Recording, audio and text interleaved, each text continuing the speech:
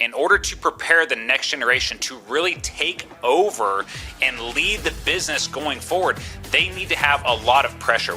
You change one thing and the ripples of that, we wouldn't be sitting here now.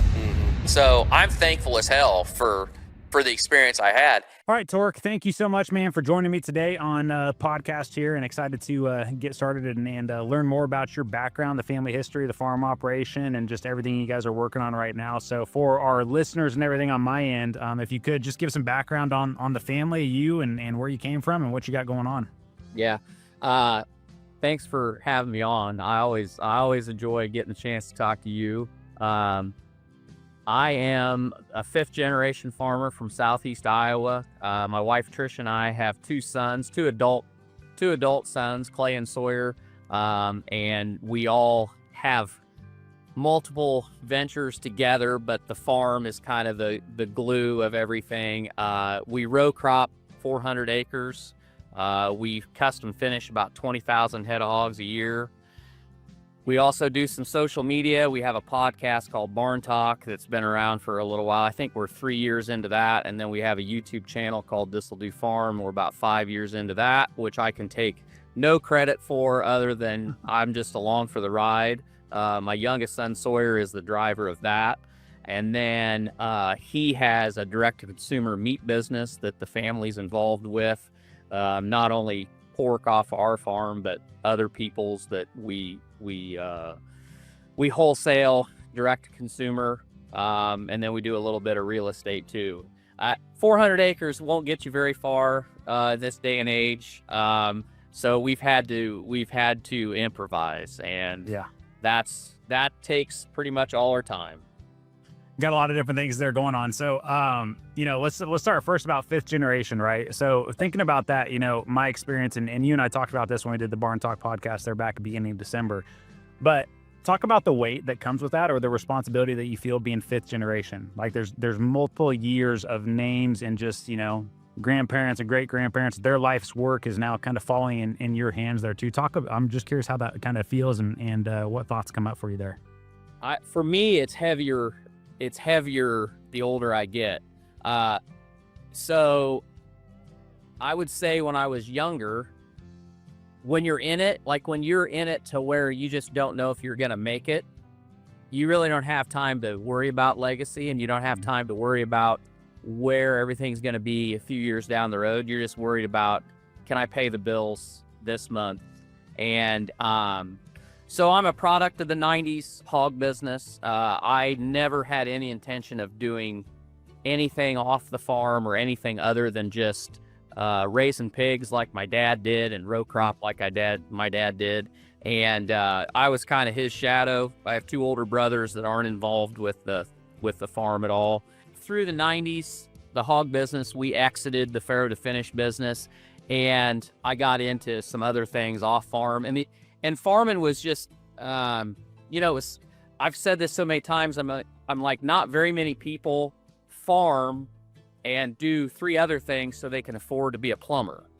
Farming is just such a weird thing because we do all this stuff because it's like we're addicted to it. And I was no different. I worked off farm so that I could still do it on the side and help my dad. And then really Sawyer was the catalyst of kind of driving that idea of bringing another generation back, because I felt like I had really accomplished enough and had built my contract finishing sites to where I might have been able to say that I felt pretty good that my retirement was intact. The farm would be fine for me if that's all we were going to do. But then, like a very short amount of time of that thinking of, oh yeah, we're going to be all right, this will work.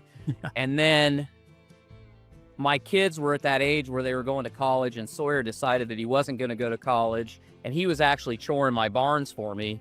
And he was like, I don't think I want to go. I think I want to farm with you.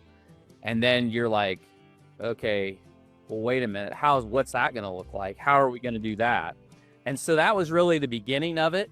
It's not for everybody. I mean, it's definitely not for everybody, because sometimes things don't go the way you want them to go. In fact, that happens a lot. And you look at you look at that balance sheet and you look what you have for assets and you think, man, is this all worth it? You know, would it just be easier to cash it all out and just have a simpler life, I guess? Yeah. Especially in years like this year. Exactly right. I mean, exactly right. Both of my sons look at the farm like it's now partially their responsibility to figure out how to keep it intact, which is warms my heart, which, you know, makes me feel good. Yeah. Then, you know, also you kind of think, well, I've addicted them to the same thing that I had. Yeah.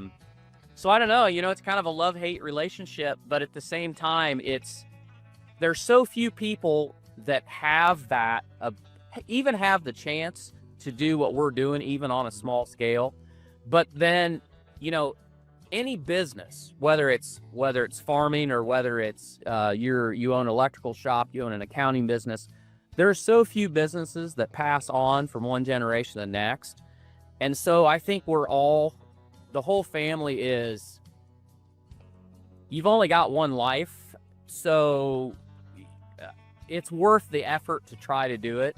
And so that is kind of the driver, is we're like, you know what, right or wrong, we're gonna give it our best shot. So when Sawyer told you that, hey, you know, I think I want to come back and I want to do this, describe the feeling in that moment though, because your mind starts automatically going to finances and can we actually support additional kids coming back? Because it's not just the boys, it's their families that they'll have one day as well, and like, you know, and everything there. So describe those feelings there. I'm kind of curious, and I think a lot of the listeners would be curious. Yeah.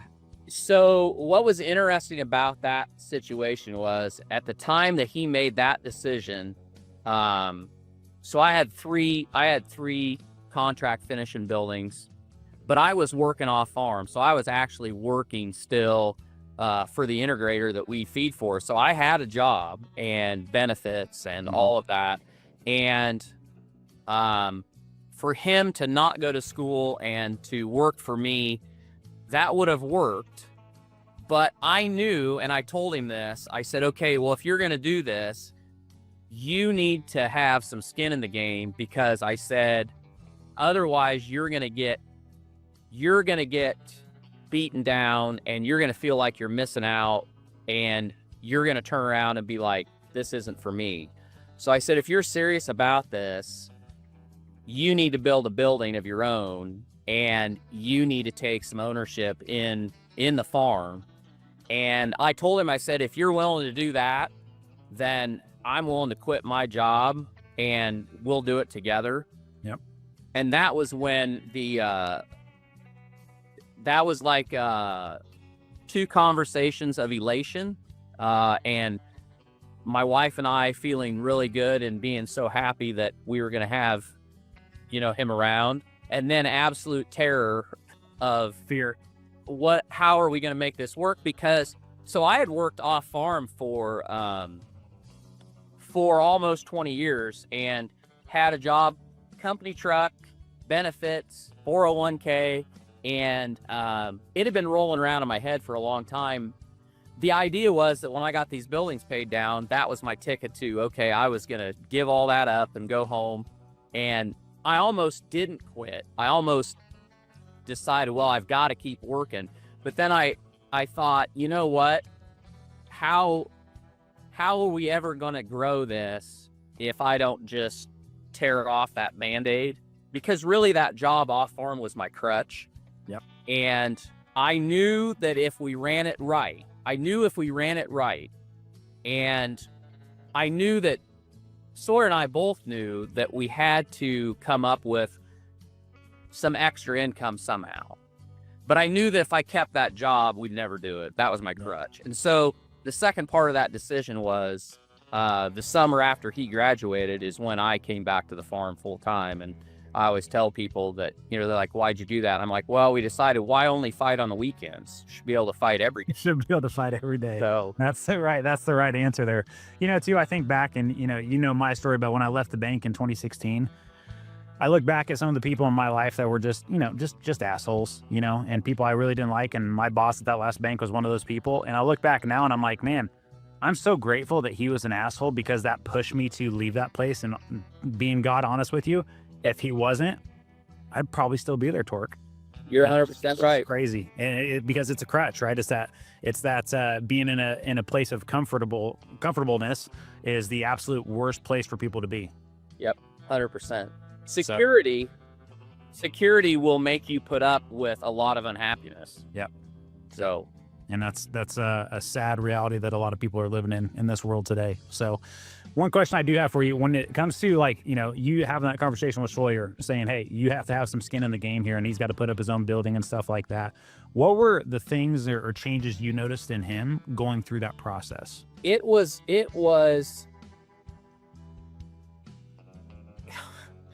I'm a little stuttered for words, I guess. So many things kind of happened all at the same time. So by his senior year of high school, and he was a sports kid, so he didn't start choring for me until his senior year, just because he was involved in so much stuff. And but as he got closer to graduating, you could see him. He started to really embrace social media at that time, and he was influenced a lot by people like Gary Vaynerchuk, Yep. Alex Hormozy, people Yep. like that. He absorbed a lot of that kind of entrepreneurial content. And when we had that conversation about, you know, you're gonna have to get in this, you're gonna have to invest in this.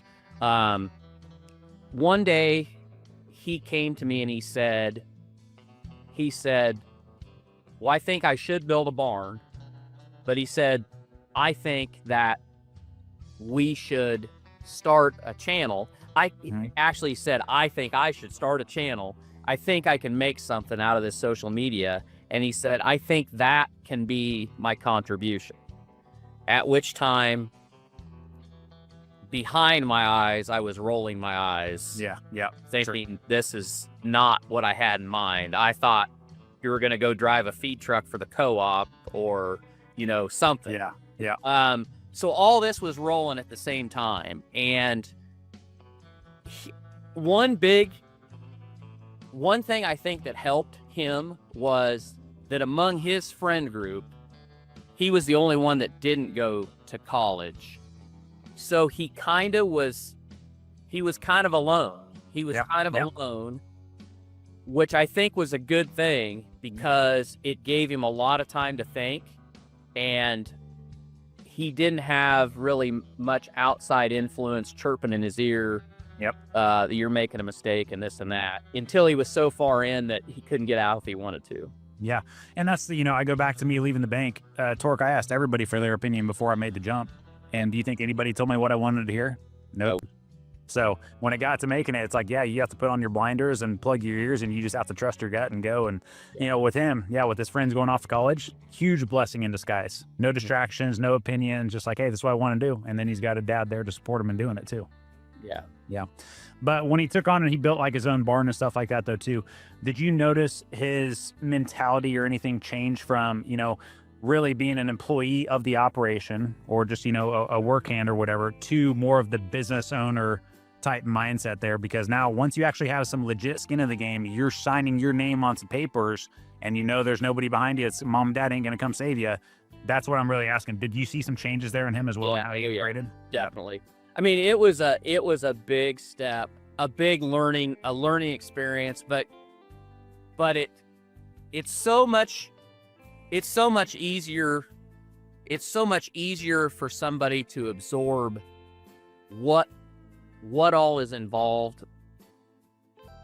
You can sit and talk to somebody and tell them, hey, you're going to have to worry about this, you're going to have to worry about this.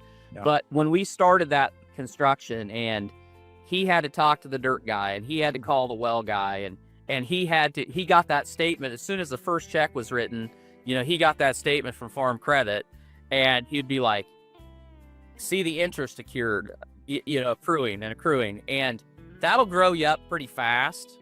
And then on top of that, just the stuff that day to day, when he was just choring barns, you just took for granted, like when he would call and say this broke or that broke, there really wasn't that connection with, okay, well, who do you call to fix that and what's that going to cost? Yeah. But when you have your operating loan for your shed and you've already thrown out $750,000 and then this breaks and you find out there is no warranty on this, Yep. so you're putting more money out.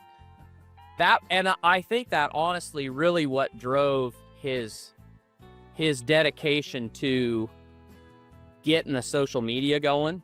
Yeah. Because he felt like, Very quickly, he was uncomfortable. right, that's exactly right. Yep. And That's you know what? That's the best place he could have been. absolutely. And we hate that. We hate that for our kids. But there really wasn't anything that we could have done. Like, I couldn't have helped him if I wanted to. Yep.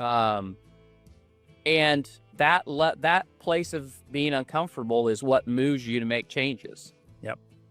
And like I said, huge blessing in disguise for him and the reason I even wanted to have you talk about this too, Tork, is because as you know, all the customers that we bring into Legacy Farmer, so many of them, we just have this common mentality in the industry for some reason that if our kids come back, it's our job to shield them, protect them, and more importantly, not help them by signing on the dotted line for them, getting them more money than they could ever get by themselves, which ultimately screws them because now they're operating in fantasy land, not in reality. Yep. Whereas what Sawyer got was a dose of reality when it came to talking to the builders, talking to the contractors, fixing problems, seeing interest accrue, all that type of stuff. And so that's where like that was such an important part in his life, I think. And also too, he felt and understood what it was going to take to create that there. And then I think he probably honestly entered into the YouTube or social media completely different with a lot more expectation around, hey, this is going to be hard and it's going to be successful if I'm consistent over the long term. Yeah. Hey, I'll say one thing. I'll back up and say one thing. And I think this is important to anybody listening that has kids, especially if you've got kids that are younger, that you're not at this point. People ask me, what advice do you have for parents raising kids? And we're all of us as parents, we're like, we don't know. You're in the thick of it. You're raising these kids and you're doing your best just to keep them alive, and not having them wander off and kill them, have a horrible accident. Yeah. But, and I've stolen this from Sawyer and Clay and his brother only because this is what they've told people. And when we were in this, we didn't even realize it. But I think the greatest thing that you can do for your kids is not to crush their spirit. And when I say that, what I mean by that is Sawyer and Clay both had these crazy ideas of stuff they were going to do, this or that. And I'll use Sawyer as an example. When he was a sophomore, he and three of his friends thought there was huge money to be made in free-range chickens selling eggs. And they told us, we had an old hog building, and they're like, we're going to buy these chickens, we're going to raise them up, and then we're going to keep them as hens, and we're going to have all these eggs, and we're going to take turns doing everything, and we're going to fix this little room up in this old hog building. I said, sure, go ahead. I said, you need to think about, this, this, and this, but I said, I'll help you any way I can. Here's the tools, here's the lumber pile, blah, blah, blah, blah, blah. And they did it, and they got them. And they didn't plan for raccoons, and they didn't plan for the dog that decided that he could go get a chicken every day and have something to play with for 10 minutes. And, they had 49, and then they had 48, and then they had 45. And before long, they had 20. And then the chicken production was not what it should be. And they finally, I don't know if they ran out of chickens or it just didn't pan out. But they learned all that on their own. Uh-huh. And when he was a junior in high school, drop shipping was taking the world by storm. Yep, I You remember make that. all this money selling products that you don't have to make. You get them from Alibaba or whoever. Yeah, And he came to us and he said, I've got a website. It's called doggearstore.com, and I'm going to sell pet treats and pet leashes and all this. Yep. We said, okay, go for it. And we had to call the bank because he had a checking account, but to order this stuff, every time he tried to order anything, it would throw up a flag that it was fraud, because it was all overseas. So we had to help him with that, but he got it done. I think he made about $35 when it was all said and done. But he learned, and he will tell you, he's like, as parents, you hear this stuff and you're like, you don't want them to suffer and you don't want them to have pain. Mm-hmm. But you have to, they're going to learn those lessons sooner or later. And you might as well have them learn them in as safe of environment as you can. And that's what we tried to do. And I'd like to say that we knew we were doing that. Maybe we were just so tired at that point that we were like, oh yeah, kid, go do whatever. But it's worked out. It's worked out. And you think about it now, like I am intentionally doing that, but only because I've surrounded myself, Tork, with guys like you for the past 10 years, where my oldest is 10, to where I've been around the conversation enough to know that, hey, it's not my responsibility to step in on God's journey for them. Yep. You know what I mean? And whatever ideas they have, hey, great, go do it. Go test it. Get some data back. Let's figure it out. And the Legacy Farmer team would tell you the same way. Everybody's got ideas. Okay, great, guys. I'm not going to shoot anybody down. Test it. We'll put some money into it, and let's get some data back, and we'll decide how we go forward from there. But I don't want to crush anybody's spirit there. But also, too, I don't want to train my kids, and you're probably this way as well, that mom and dad are always going to be there to step in and save them. Yep. And that's unfortunately what I think we deal with a lot inside of this industry. And we're talking about 40, 50, 60-year-olds still letting mom and dad step in and save them. Yep. And we wonder why the farm operations aren't moving forward or anything like that, right? So I was kind of curious, though, too, when it came to, Sawyer stepping in and doing that and, building the barn, starting all these things here. What were the conversations like between you and your wife about that? Are you sure about this? I don't know. I mean, you tell me, because I know there's a big problem in the industry is getting to, husband and spouse on the same page there and, hey, making sure we're aligned here, because I will tell you, me and Rachel, completely different viewpoints on this stuff. I will let the girls burn in the fire if they have to learn the lesson. She wants to step in and be mama bear and save them, so we're going to have some conflict there. Yeah, there was some of that. I mean, obviously there was some of that. Trisha, so her whole worldview was a lot different by the time this all happened, because she had paid the price of marrying me many years earlier and going through the hog business in the 90s. Okay. So a little bit of background is she was a city girl. She had three things in her mind that she had when she was looking for a husband not to do.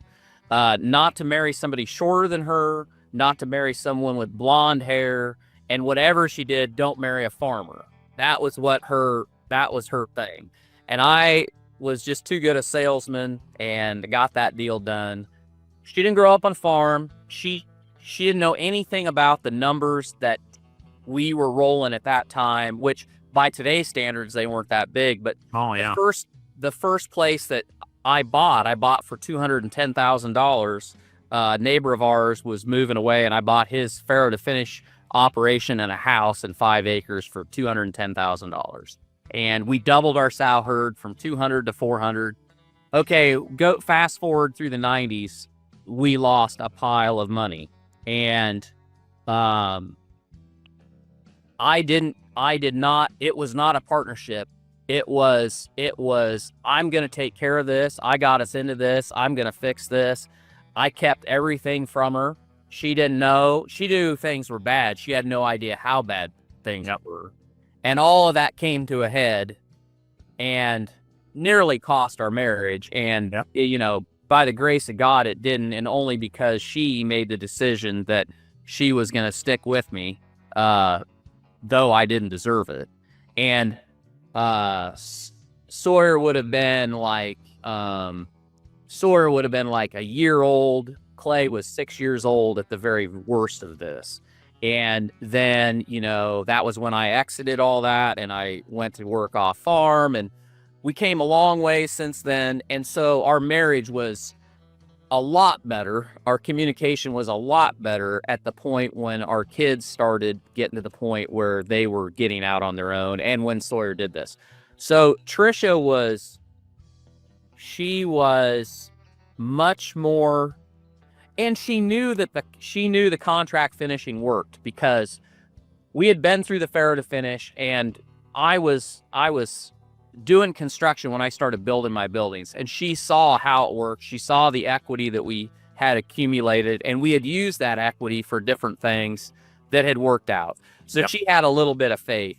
So she was willing to let this, she was willing to support it because she knew that in the long run, it was going to pay off for Sawyer, because he was starting a lot younger than we started, and we'd gotten along fine. But Yep. it might not have been that way had things not happened the way they did. So looking back at your guys' relationship there, which I really appreciate you sharing that, because so many things you just said right there, I'm like, yep, that was me and Rachel, just on going through those rough years and stuff. But looking back at those, tough years in your marriage where you felt like, man, this may not work out, and the years you were taking all the responsibility and stuff like that. Looking back at those, do you regret any of them or wish things would have been different? Oh, I've played this. People have asked this so many times.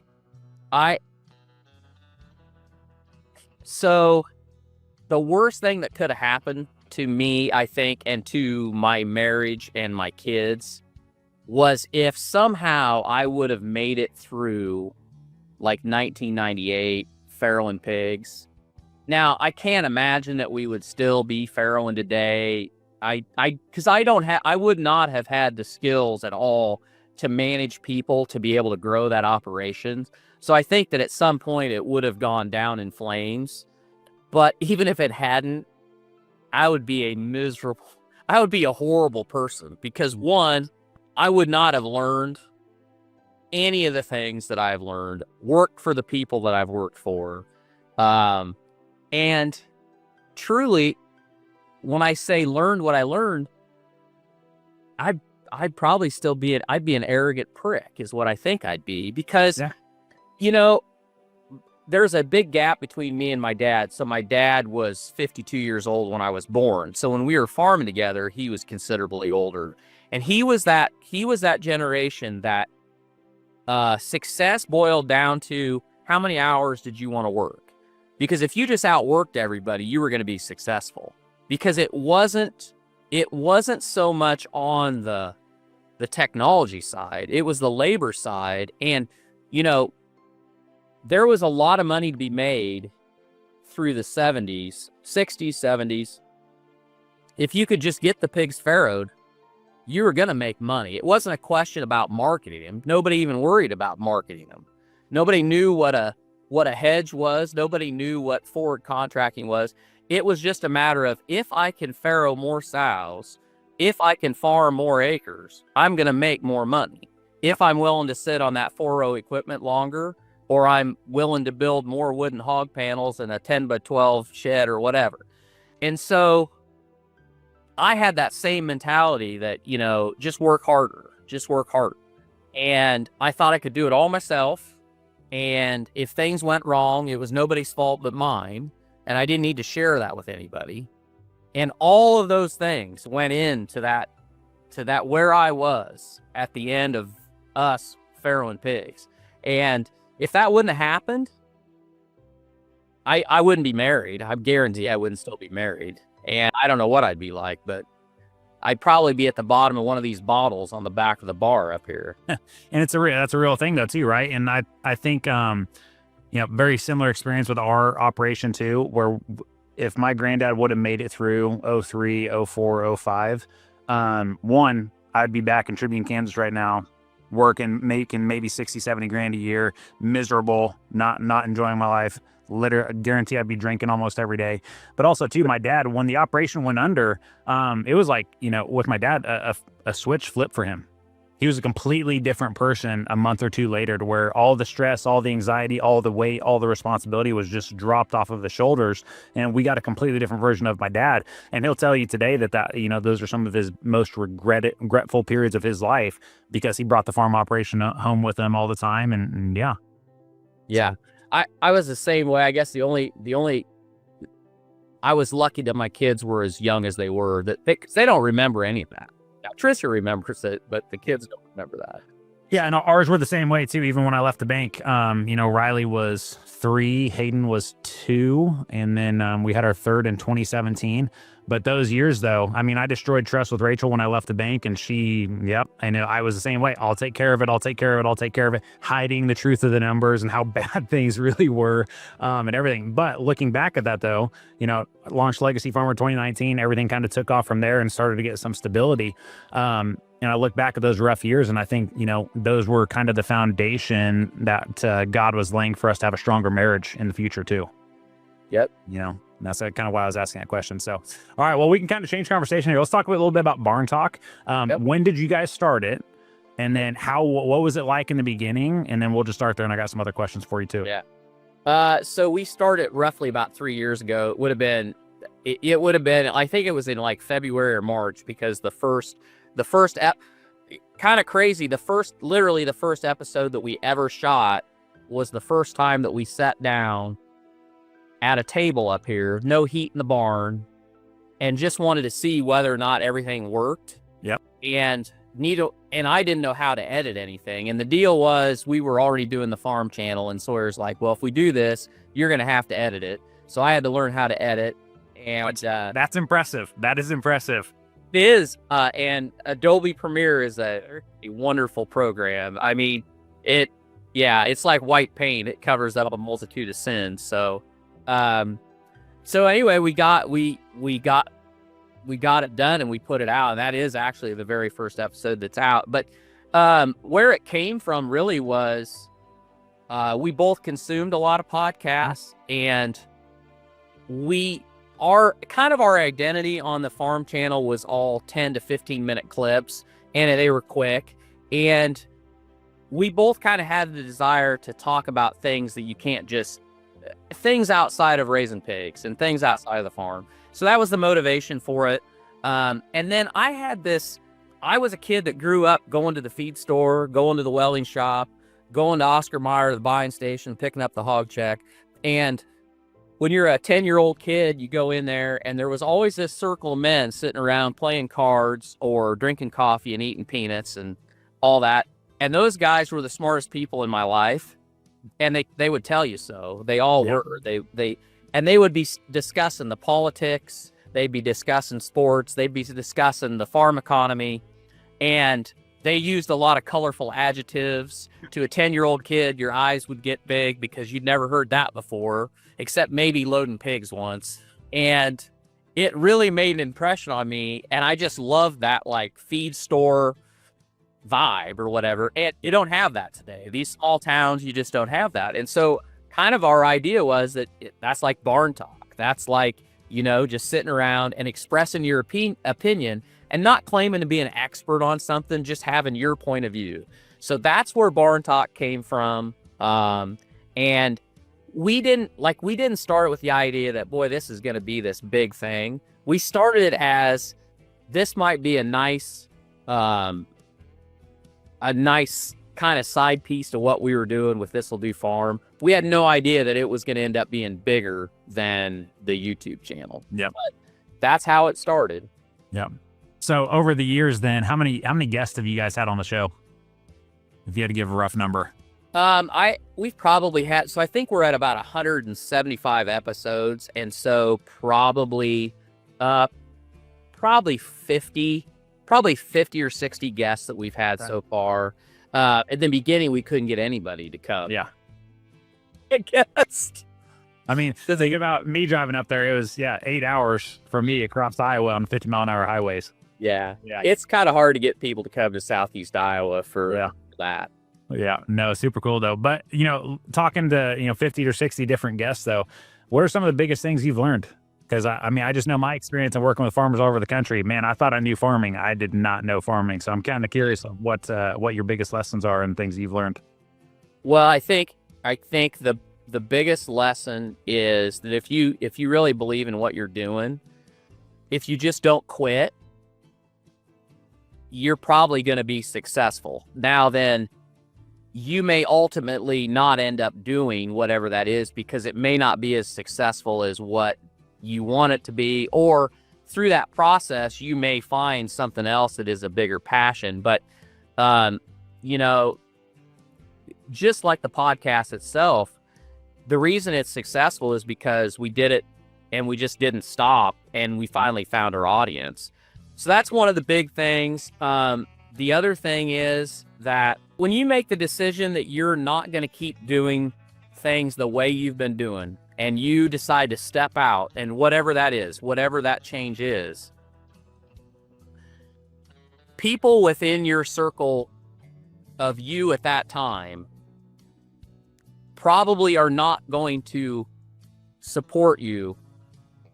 And I'm not saying 100%, but we thought this was just kind of for us, but most of the people that we talk to will tell you some version of the same story, that as they started down this road, people that they thought of as friends or, family members will give you all the reasons why it won't work. Yep. And they come at it as an attitude of caring. And to some degree it probably is. But what you don't realize when you start something is the people you interact with every day, they look at you and it's almost like them seeing themselves reflected back. In other words, you're a reflection of how their life is. Yep. And when you start to change that, when you start to move, that reflection they get shows them that they're stuck where they are. Yep. And we're all this way. We're all flawed as far as that goes. But the harder you try to change that, the more it reflects what they're not doing in their life, and they're not going to try to help you propel you forward. That's just real common against all of that. And then I should have led with this. The best thing is you should never be afraid to ask. In fact, we did for a whole year, we talked a lot about the power of just asking, because so many times in what we've done, we've had situations where we either wanted somebody on the show, or when we were wanting to start the meat business, or when we were wanting to get a sponsorship from somebody, and in our mind, we told ourselves all the stories about why this wouldn't work and why they would say no and da-da-da-da-da. But when we actually got up the courage and did whatever we needed to do to get in front of the person we were trying to, almost every time when it was done, we were like, why did we angst over that so long? Why didn't we just ask? Yeah. And the truth is, most people want to help you. Most people are good. Most people want to help you. Now, our Facebook pages for This'll Do and Barntalk just got stolen off Facebook. They got hacked. So not everybody is a good person. There's some real quality people out there. But if you surround yourself and are trying to make yourself better, there's a lot of people that are on that same journey. And don't be afraid to ask. And I think you and I have talked about this a little bit too, but even with our Facebook ads and stuff like that, we spend a lot of money on ads. A lot of people see them and stuff like that. As you can guess, a majority of the comments on there are not PG comments, right? Then some of them are just terrible, right? But the way that and in the beginning, I used to look at all the comments, which was a mistake, right? I just stopped doing that. But over the years, I recognized that, hey, out of the, in order for me to find the people that God is meant for me to serve, I have to go through 100% of the people. Out of those 100%, 50% are going to hate me, and they're just going to talk shit, and they're going to try to bring me down and bring me back down to their level, kind of like what you were talking about there. Out of the other 50%, 20% are going to click on the video and actually watch. And then out of those 20%, 5 to 10% of them actually become customers. And in order to get to the people that I'm supposed to help, God is going to force me to deal with 100% of everybody there, and gotta put up with that regardless. But, with those people there that are stuck in that comparison game or want you to come back to their level, what you made me think of there was that, God is holding up a mirror to all of us. And if Tork is doing something that Jace isn't doing and I'm triggered by it, that's God holding up a mirror to me saying, hey, you need to be doing or changing some things in your own life, or be open to adapting or changing or whatever that is. Yep. You're 100% right. I mean, we all rationalize so very well. I mean, we talk about this probably too much, but if you, whatever problem you look at,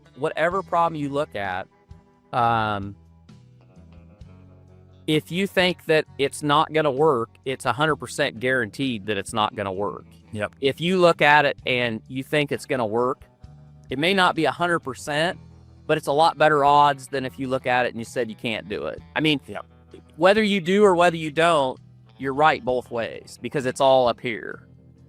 And you know, that sounds oversimplified, Yeah. but it's so true. I mean, it's so true.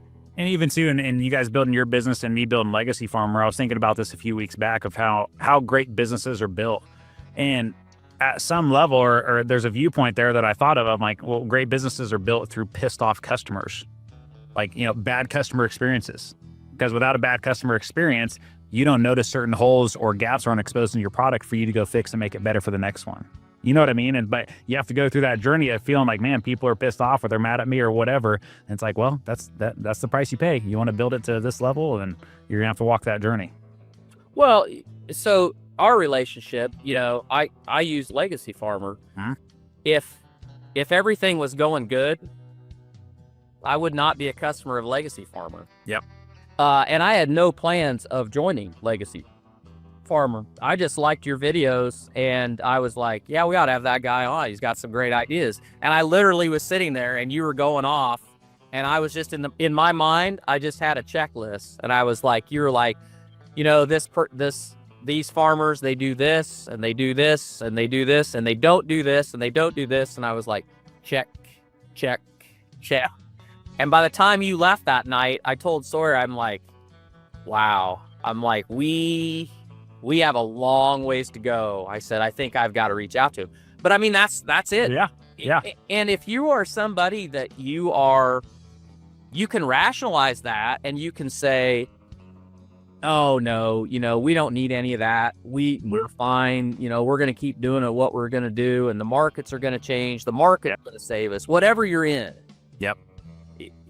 And maybe you can, but for us, it's like conviction is what drives most decisions that people is. You finally have to get to a point that you can't rationalize what you're doing and say, okay, I have to change. Yep. Whatever it is. And most people too, the way they find that conviction is I mean, to be honest, it's fake. Right? They've created enough stories that are not real in their head to justify this purchase. They go ask their banker. The banker says yes because of equity. They go ask their accountant. They're like, well, yeah, you need a write-off. So boxes are checked to go do it, but it's not factual conviction based off of hard numbers and you know, them doing their own due diligence on that decision there. Yeah, that was always funny to me too, man. Me going up there, had no intentions, just so everybody's listening. I went up there and did that podcast. I had no intentions of Tork becoming a customer, but the stars aligned there and it worked out really well. So Tork, on that then, kind of curious, like, you know, what's been your experience with Legacy Farmer so far? What are some things that have opened up and things for you there? So I said this before we came on, convicting is the, like, I will say, so my first answer is it's been great. When I say it's been great, it is. All the people that I've dealt with on the platform are great. However, what you realize very quickly is there's a lot of things that you think that you're doing pretty well. And our operation, we are lucky. Yeah. I do feel there's things that I do feel better about because we are lucky in the fact that we are diversified and we aren't carrying a ton of debt on our land. Now, we have debt on our hog buildings and other things we're doing, but we've managed to keep our land pretty well unencumbered, which that's great. But as I told you to start, naively, I thought that, oh, this is going to be great because I really like the idea of getting my finances in order and getting everything concise, that I could go to my banker and tell my banker what my business looks like versus then handing him all the stuff and go, what do you think? Well, what do you think, Doc? Yeah, you think, you know, are you going to let me farm another year? I love that position of, I mean, really it's a position of power in the fact that, and it is empowering to have that, knowing that you have your numbers, knowing that you know what they mean, and being able to walk in there and say, this is where we're at. and this is my cash flow, and I think it's pretty damn accurate, and this is where we're going to be by harvest, you know, da, da, da, da, da. Here's our game plan. But the part that I didn't see coming at all is the whole other side of Legacy Farmer, and that's the team side, and that's the organization side, and that has been and is very convicting because and I was on one of the calls a month ago, and they said, are you the CEO of your farm? And nobody really said anything, and I was sitting there kind of going, well, I think he's baiting this. I think that, yeah, I think I'm supposed to be the CEO, but I didn't say anything. And then he said, the average company in America, if you take the top 3% of corporations in the United States, or maybe it was 5%, and then you take the rest of them, the average size of a company that has a CEO is like doing $1.5 million worth of business. Yep. Well, just about every farm on Legacy Farm is way above that. And a lot of us are way, way above that. And yet we don't think of ourselves as a CEO. Yep. And that just like hit me. And I was like, cause I'm like, I know I've worked for a good sized company, and I know the structure, and I know we don't have any of that structure. And if anything happens to me, we're in big trouble. Even though I farm with my son and my other son is involved and we talk about numbers, if something happened to me tomorrow, nobody knows where everything is. Yep. We have a will. I've been saying for 3 years that I want to get a trust set up. Yep. I haven't done it. SOPs, like how you do anything. There's so much stuff. And this is another thing that you guys have talked about is every generation has an obligation to do a data dump out of this into the next generation. And when we don't do that, you have doomed your kids to have to learn all the stuff that you had to learn because your dad didn't do that for you, or your mom didn't do that for you. And stay real in generation after generation. That really hit. And so our number one priority is to try to build a system where all of everything I've got that I know that I've done is available. Yeah. And two, though, with that as well, you know, and I didn't see this in the beginning, though, either, Tork, when it got to just, you know, structure and organizing numbers.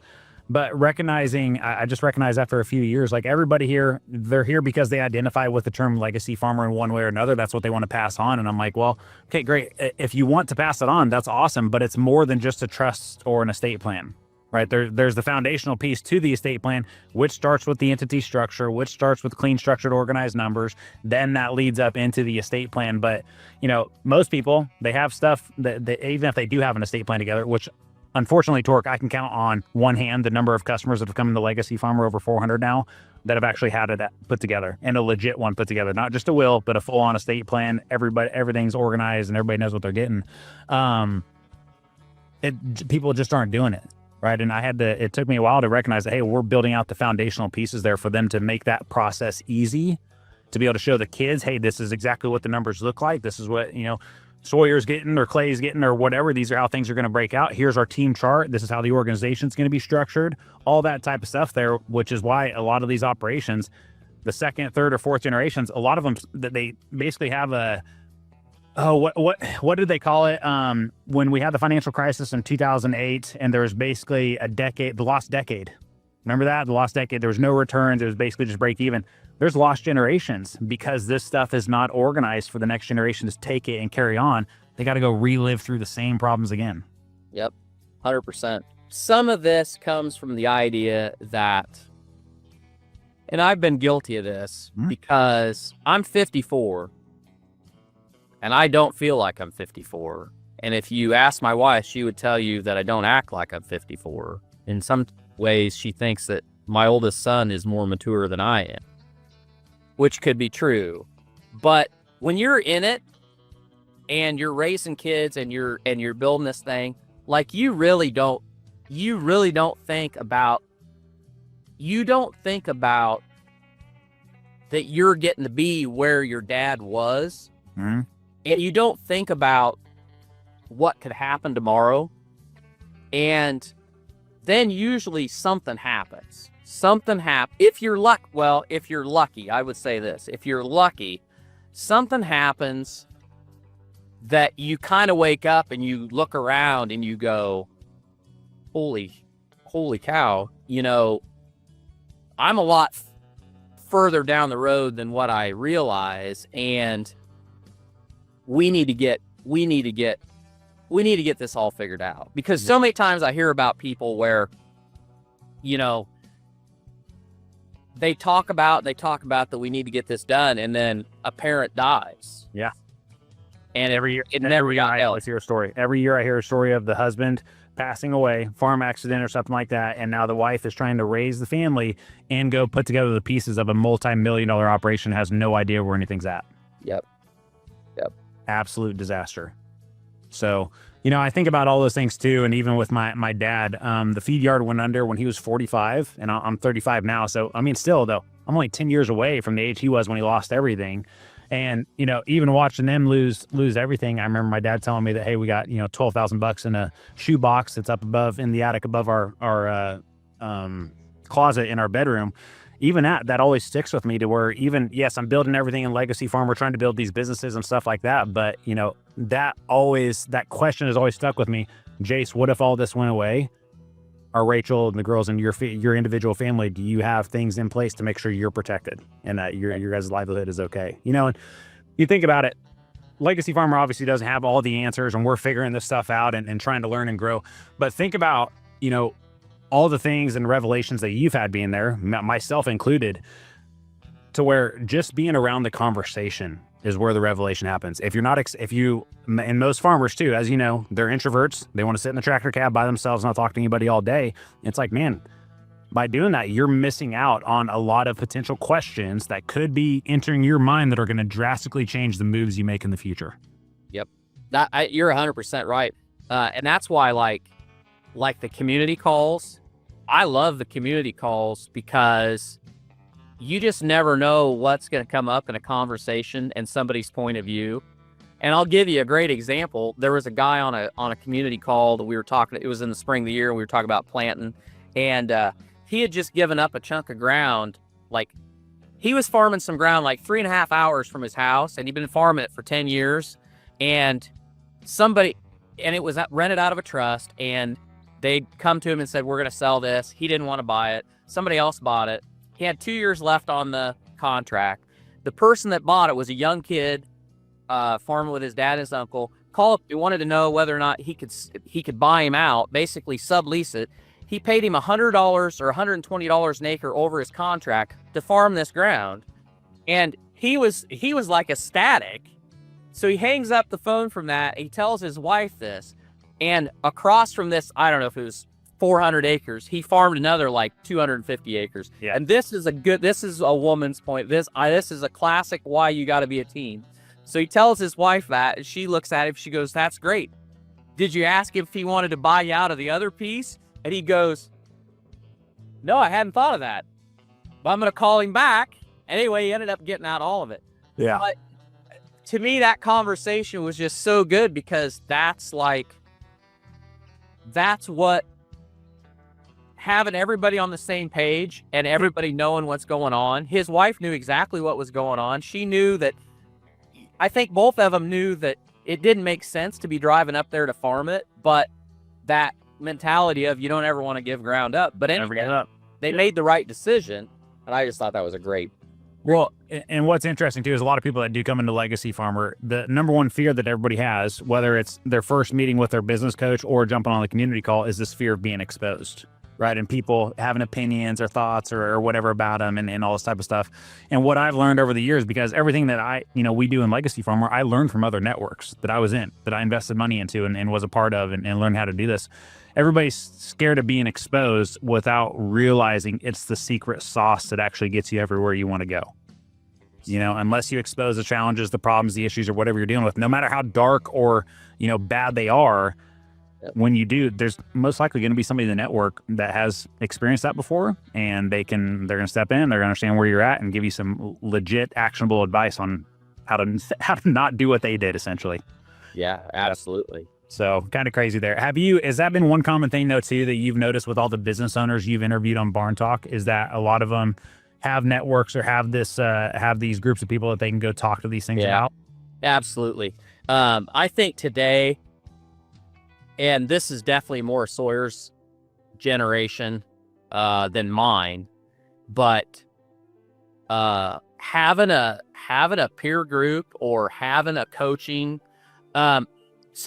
coaching is much more accepted today within younger people than what it has ever been, and I was very leery of doing this. I was like, oh boy, it's the best thing I ever did for our operation, because it gets you out of your head, and it helps you focus on what's important. The best like quote I've gotten from somebody, I think it might have been Taylor Moyer that we had on here. I want to say it was him. He said that, everybody needs to know somebody that they can ask advice from who has no reason to give it to them. In other words, it's somebody that has zero incentives on whatever they're at. Yes. Brutal honesty. And that's where we had a new customer came in a few weeks ago, and he said something that was really profound. He said, I'm finally getting the banker without the bank. Yeah. And I thought that was super powerful, because, you expect your banker to be your trusted advisor, tell you what you need to hear and stuff like that. But at the end of the day, you and I both know there's incentives lined up with that person to protect somebody's interests, and it's not the farmers. Yes. The best performing TikTok clip from Barn Talk is the clip of me talking about going to a Pioneer meeting, and they were talking about boron, and I call up my fertilizer guy and I say to him, what about boron? And before on comes out of my mouth, you just hear him go, oh, you need it. I got a micro pack for that. Yep. Would you side dress? We'll put that in there. And then I said to him, I'm like, well, why haven't you told me about this before? He goes, well, because nobody wants to spend any money, but you need it. Believe me, you need it. And I just thought that's kind of the same thing, like asking your banker if you should buy a piece of equipment and him looking at your equity position. Yeah. Well, his job is to loan money. Mm-hmm. So, I'm not saying that everybody's banker doesn't have their best interest in mind, but at the end of the day, they're capped. It's not brutal honesty. Yeah. Well, and that's where, like with me, and that's why I was always, when I was a loan officer, there was always, my internal core values were always just shaken, because I had to do what was in the best interest of the bank, but there was a part of me leaning towards doing what's best for the customer there, which is ultimately why I ended up leaving the bank. Yeah. So I had to trust my gut and follow my pathway there. All right, man. Well, hey, we won't take up any more of your time here. I got one final question for you.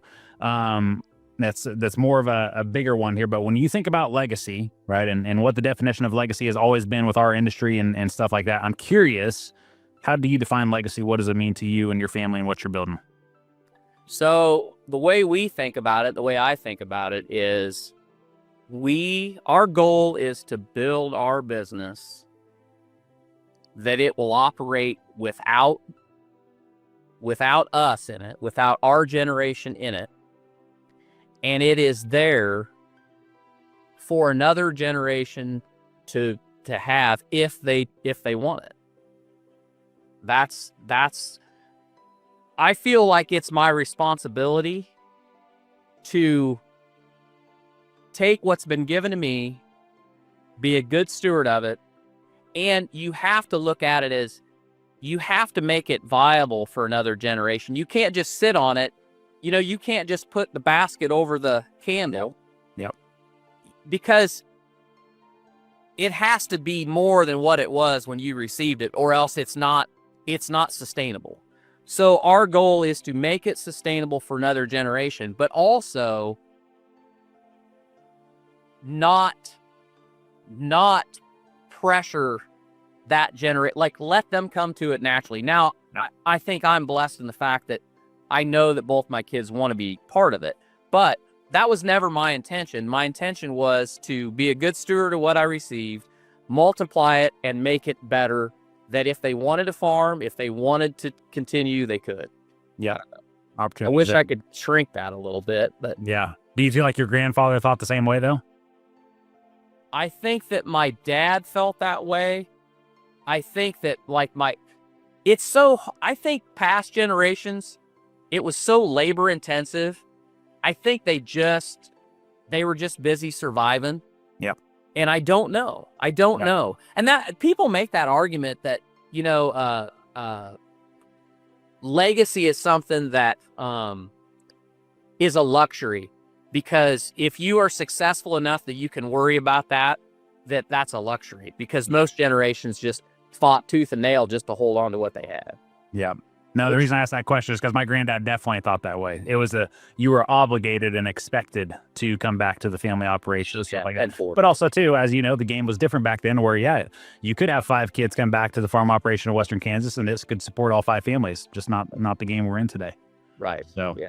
Amen. All right. Well, Tork, where can everybody find you? Everywhere. So TikTok, YouTube, Barntalk Show on YouTube, This New Farm on YouTube, and basically all social media. Except Facebook right now, because we're rebuilding our pages, but TikTok, Instagram, YouTube, we're out there. Yeah, sounds good. Well, man, I appreciate the conversation, and I enjoyed it just as much as you did. I'm sure always enjoy getting to catch up with you, and appreciate you taking the time. Yep. Thank you, sir. Have a great day. All right.